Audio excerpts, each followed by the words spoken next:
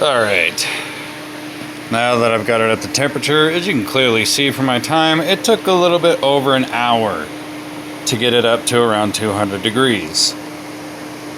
Trust me, I've done this several times. Bringing it up to temperature slowly is going to save your sugars. It's going to make your flavor profile so much better. And as I'm standing here now, I am close to 200 degrees. I am now going to watch this like a hawk. I am not going to move from this spot until I see a nice rolling boil. Now that I know it's about 200 degrees, I'm going to pull my thermostat out of here and I'm going to keep a very close eye on it. Give me just a second and I will show you exactly what I'm talking about.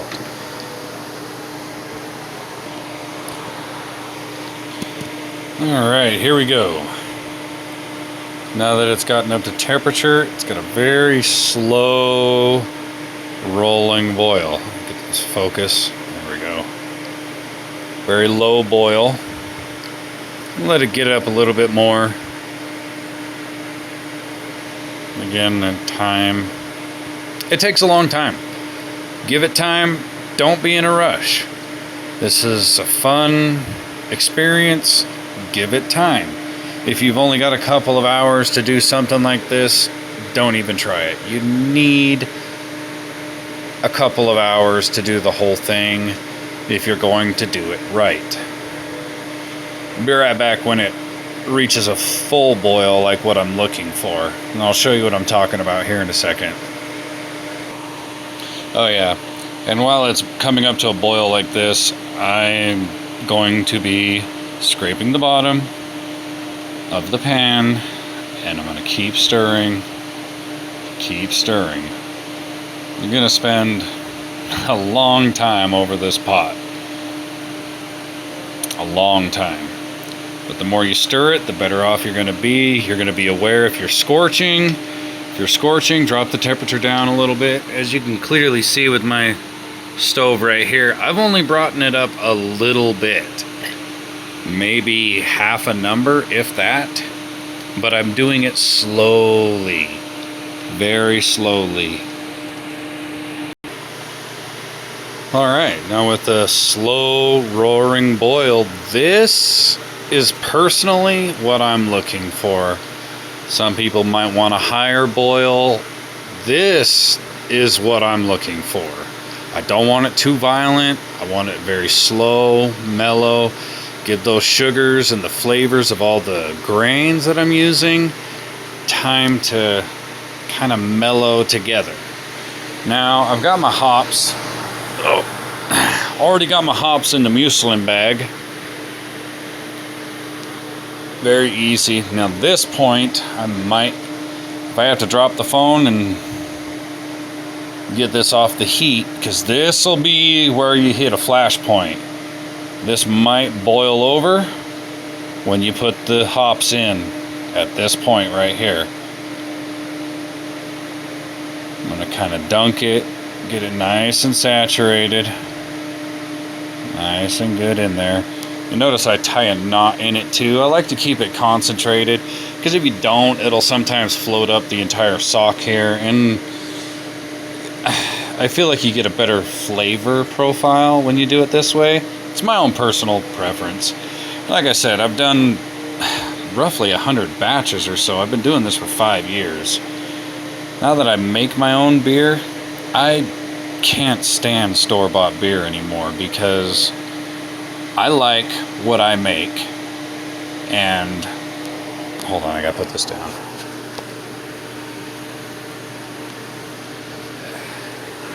I like what I make.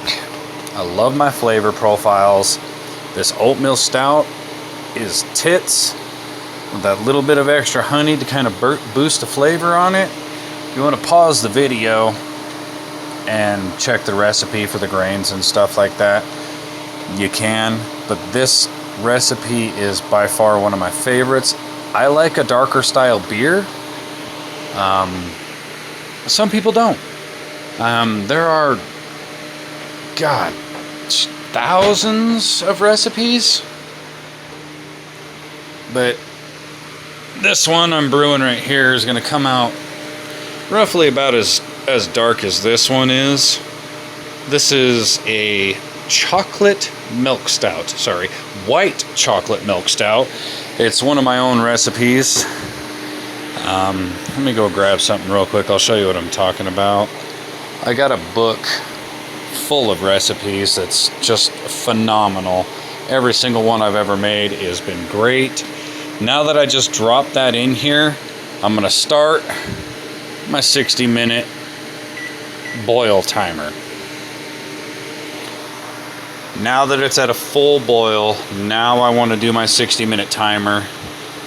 For the first 20 minutes or so, I'm going to watch this like a hawk. I got my stool right here in the kitchen, and I'm going to be sitting here watching this to make sure it doesn't boil over. Now, hopefully, this little guy right here, this little bottle I just bought, I'm going to see if it really does what it says it does. And it's supposed to help prevent boil over and blowouts and stuff like that, so we'll see. Be right back. I'm gonna go grab my book real quick. This book right here, I absolutely love this book. It's got recipes, bouquets, it talks about procedures. Like, oh my gosh, so great. Like, it gives you the whole ins and out. I was talking to a guy that I used to work with back when I worked over at Cisco. Turn the temperature down to get away from it. And I told him that I was considering getting into home brewing. And like, it gives a whole list. Like, I loved this book. I read it cover to cover. Talks about hops, your water, everything, like how water supply and your tap water, bottled water, purified water, and all that stuff can give you completely different flavor profiles. Like with me personally, I use that water. But I absolutely love that book. It's great. It's Charlie Papazian. I don't know. There you go. The Complete Joy of Homebrewing, 3rd edition. I do also want to give a shout out to Salt Lake City Brew Supply. Salt City Brew Supply. Sorry. For literally supplying me with everything I could possibly need out here in Utah. Whatever you can get in other states is probably the best you can get. Here in Utah, by far, hands down, the only brew supply store I'll go to. You can buy most of this stuff online. I know some of the specialty grains are really hard to acquire online because you need food safety and all that BS. But you can buy a lot of the grains yourself and roast them here in your oven to kind of get some of the smoky roasted flavors from the grain too. There's so much to it, and this book right here explains so much of that, of how to do it. You know, you find yourself short on certain supplies, you can't find it, can't do it. It gives you all kinds of tips and essential things. It's definitely worth a read. Go get it, check it out. It's great. It was definitely what got me started in here. So, cheers. Be back in a minute. And I definitely think that new bottle that I just got is actually working pretty good. I've got it at a fairly decent temperature. Got a nice gentle rolling boil going, and it's working great. No splash over, no boil over, no mess, no nothing. I think I like this new stuff. Alright, now that the 1 hour boil is complete, you can clearly see it's more than like a hand's depth right here, okay? You've lost a lot of water because of the boiling process. It eliminates a lot of, I don't know. There's a whole technical term for it, but whatever. You lose a lot of water. After that, you're gonna make sure your sink is clear. You're gonna get some ice. I've got a good old ice maker right here, completely topped off with ice. And I'm gonna fill the sink up with it and fill it up with cold water. All right, got a nice ice bath going for my wort. And despite what some people say, depending on the quality of water that you have at your house, I'm going to add ice directly to my wort because I don't have a wort chiller or anything of that nature.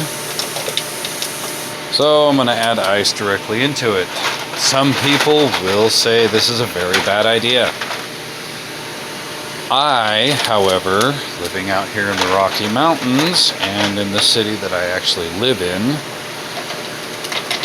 the water we have coming out of our tap is way, way cleaner than most cities have available.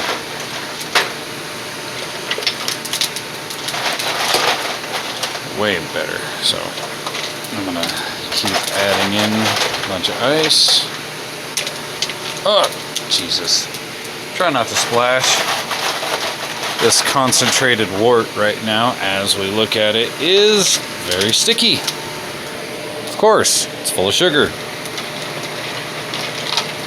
Give this a good stir. That's going to rapidly drop the temperature of my wort. And I did a chemical analysis and pH grade on the water system that I have here in West Jordan, Utah. My water is almost as good, if not better, than bottled water. So I'm going to top off my wort all the way up until it's roughly to the edge of the pan. Constantly stir it. This is going to rapidly chill my wort. I believe the ideal temperature for your wort before you add your yeast is about 70 degrees or so. That's a good temperature. I'm going to add a bit more ice.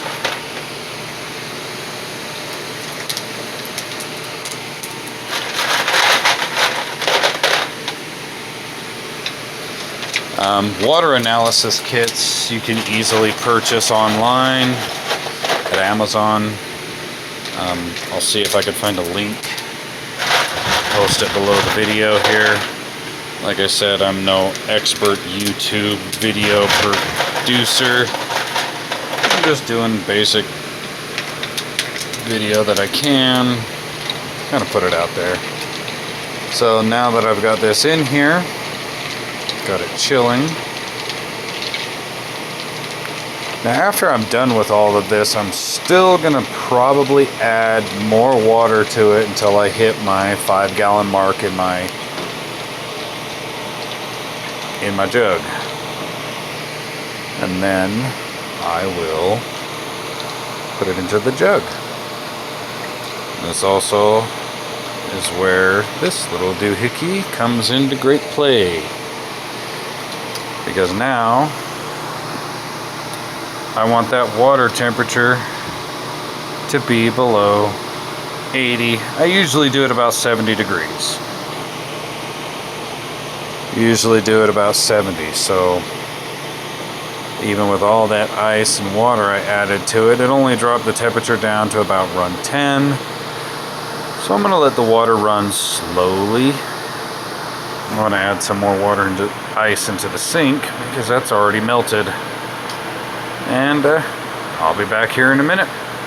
Show you the next step. And I cannot stress from this point on, once this temperature is below 100 degrees, every single thing that touches this liquid has to be sanitized. I don't care what it is, how clean you think it is, sanitize it in your solution and call it good. Has to be sanitized. Alright, now that I got it down to about the temperature that I want, about 80 degrees, I want it to dip a little bit lower, so I'm going to give it a few more minutes. But with this Star Sand solution, one thing I can't stress enough, do not fear the foam. The foam is not going to hurt your beer. I've got it here in my sanitation solution with everything that's going to be touching it. I'm going to sanitize this siphon tube, this airlock tube, bunghole, the whole thing. Do not fear the foam. It's fine, I promise.